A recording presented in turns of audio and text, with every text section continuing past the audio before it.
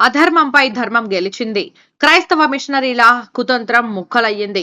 Journalist Chanakya Shiva, Hindu కార్యకర్త రాజ్ కుమార్ పై క్రైస్తవ మిషనరీలు పెట్టింది అక్రమ కేసులని తేల్చిన న్యాయస్థానం.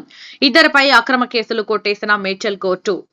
మేడ్చల్ జిల్లా జవహర్ నగర్ లో క్రైస్తవ మత మార్పిడి మాఫియా చేసిన అక్రమాలని ప్రశ్నించి అడ్డుకున్నందుకు జర్నలిస్టు చాణుక్య శివ, హిందూ కార్యకర్త రాజ్ కుమార్ పై క్రైస్తవ మిషనరీలు పెట్టిన కేసులు అక్రమమని తేల్చి చెప్పిన కోర్టు కేసులను కొట్టివేసింది. దీంతో అధర్మంపై ధర్మం గెలిచిందని విశ్వ హిందూ పరిషత్తో పాటు హిందూ సంఘాల నాయకులు సంతోషం వ్యక్తం చేశారు. హిందూ ధర్మ రక్షణ ప్రతి హిందువు బాధ్యతని తెలిపారు.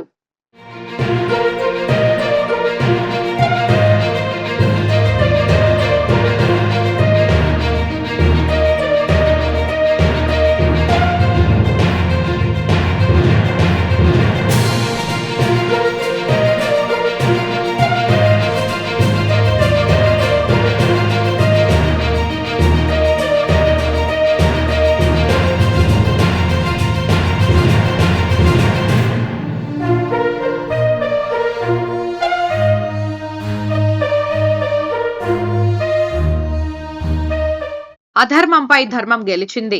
క్రైస్తవ మిషనరీల కుతంత్రం ముక్కలయ్యింది.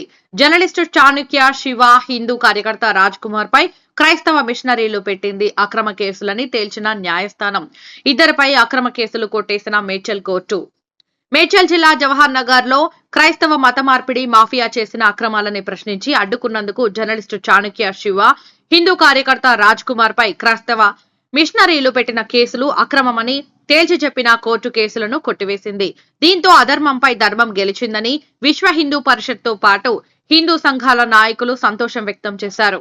హిందూ ధర్మ రక్షణ ప్రతి హిందువు బాధ్యతని తెలిపారు.